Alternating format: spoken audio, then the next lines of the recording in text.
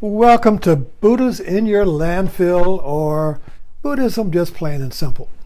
So we're working on, I've been working all weekend since my wife has been gone, on my freedom to leave the toilet seat up or down, male or female, this or that. And I've been getting a lot of energy from this metaphor because it becomes a metaphor, for me anyway. So it's not just about the toilet seat being up or down. The metaphor then points to something greater. It invites us to look at a wider picture. So the metaphor for me is a way to invite understanding from using a simple little object like a toilet seat as a diving board from which to leap into a lake instead of a pond. In other words, anyway, I'm getting digressing from my topic today, which is the fault is in our grammar. So picking up from the metaphor of the up or down toilet seat and marriage, which you could say would be a conflict of nouns. You see, we are created by our language. Your personality, my consciousness is sustained by language. And our language is Indo-European language. It has a basic formula of subject, verb, object. This is a thing. Does something to another thing. This is kind of like the Newtonian universe of billiard balls, where everyone's a billiard ball or a noun. And one billiard ball hits another ball and knocks it into a pocket. So then we say, well, what is the cue? So you got one billiard ball, a subject hits another ball, and that ball goes into the pocket or does something. But what is this external force of the pool cue? Who is that? Well, we will say it's God. God is the pool player, knocking things around. Or, if we don't want a religious view and have a scientific view, we'll say it's a force. A force did it, which is just another name for God.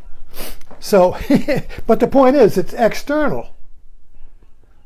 It's external. So this whole grammatical system that we think in, you see, language is thinking.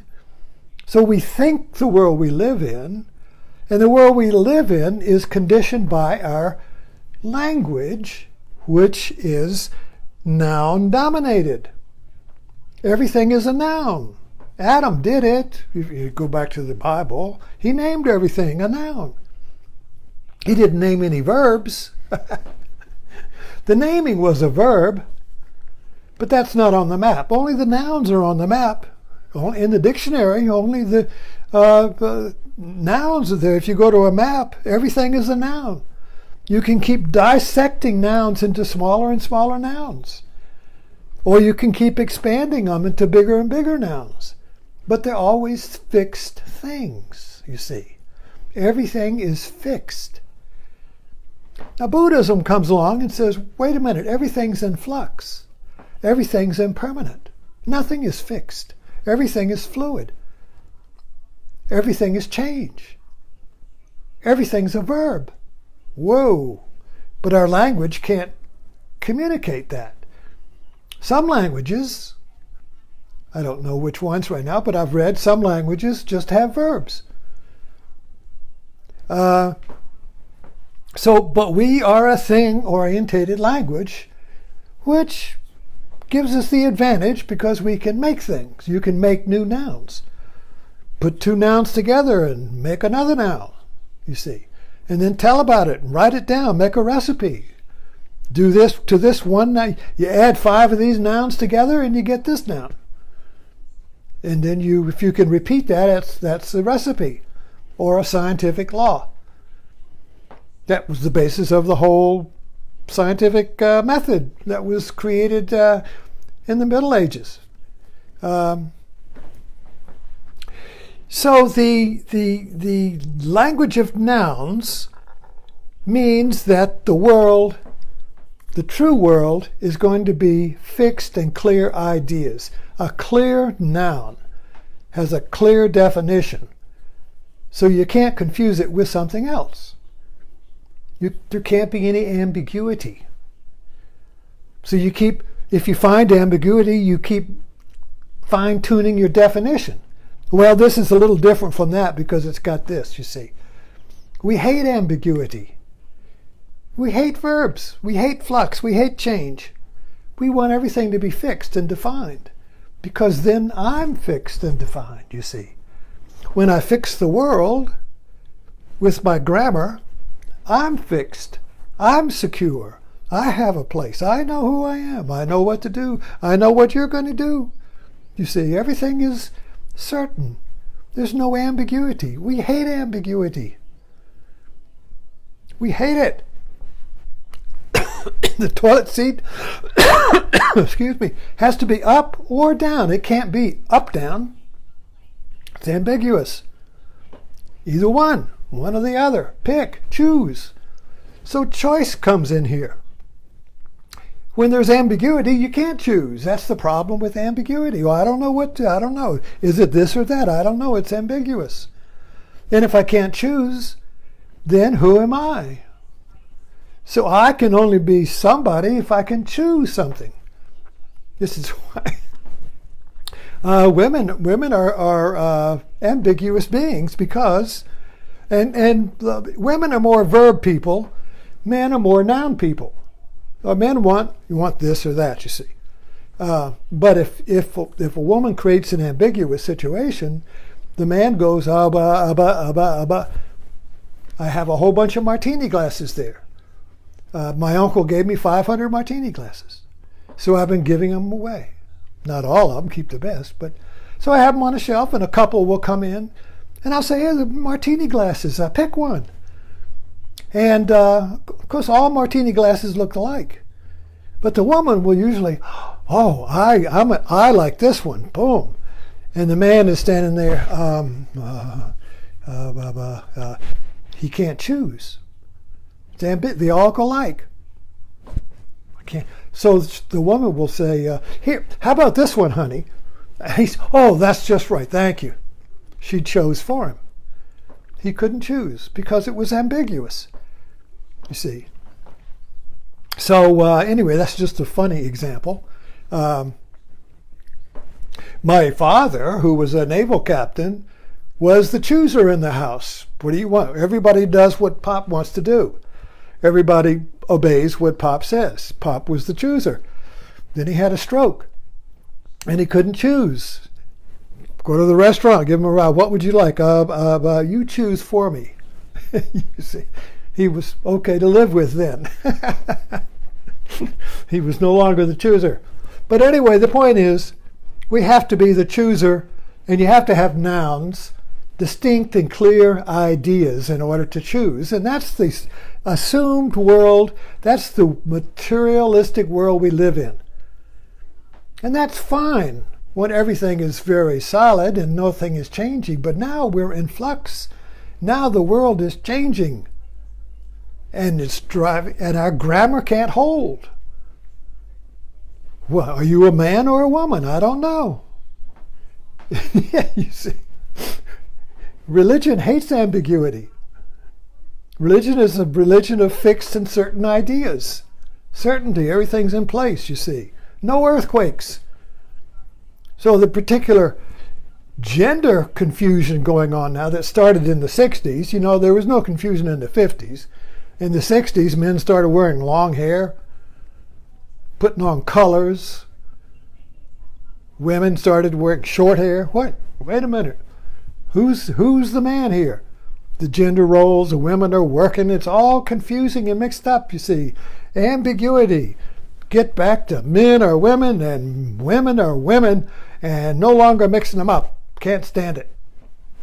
The grammar can't hold it. So when ambiguity, which is change, happens, confusion, uncertainty, and anger and violence happens. Now look at our world. You see, what are the Nazis, the neo-Nazis, the white nationalists? What is they?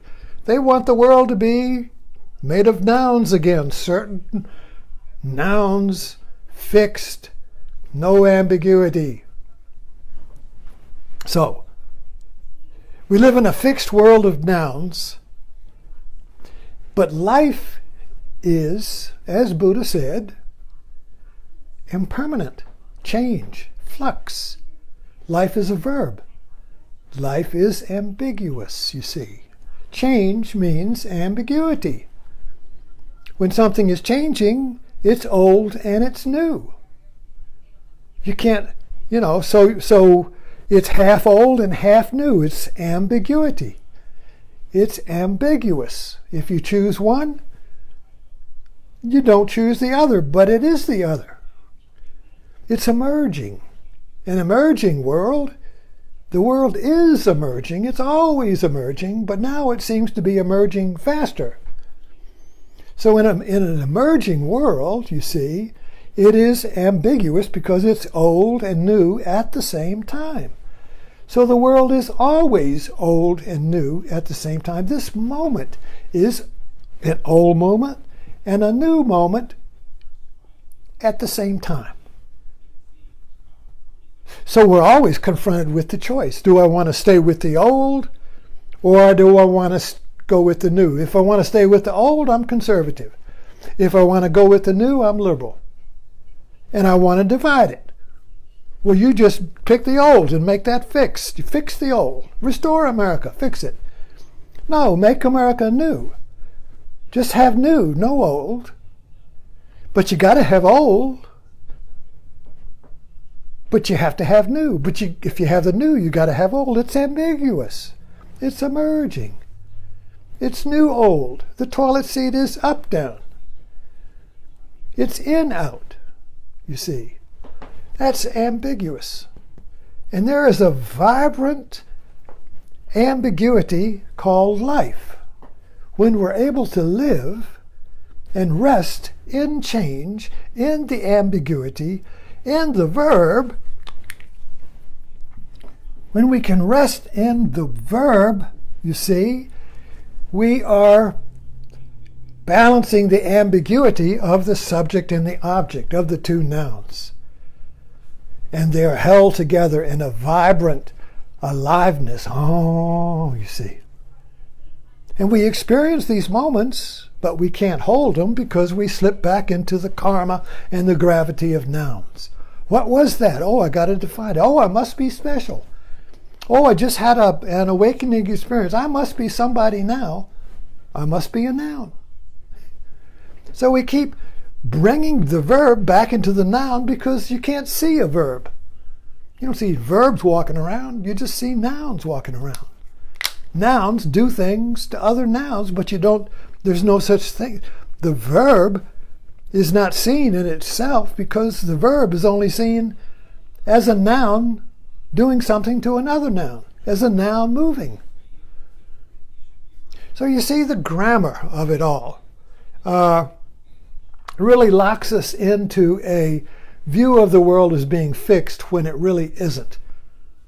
And that's the whole spiritual practice or awakening, is to shift from seeing the world as being fixed nouns, including myself, to seeing the world as a vibrant ambiguity, a vibrant verb that's alive, that's both old and new at the same time, that's changing, that's alive, and that is creativity.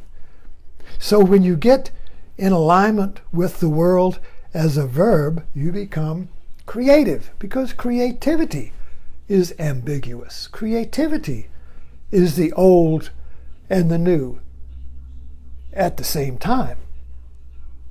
At the same time. Thanks for dropping in.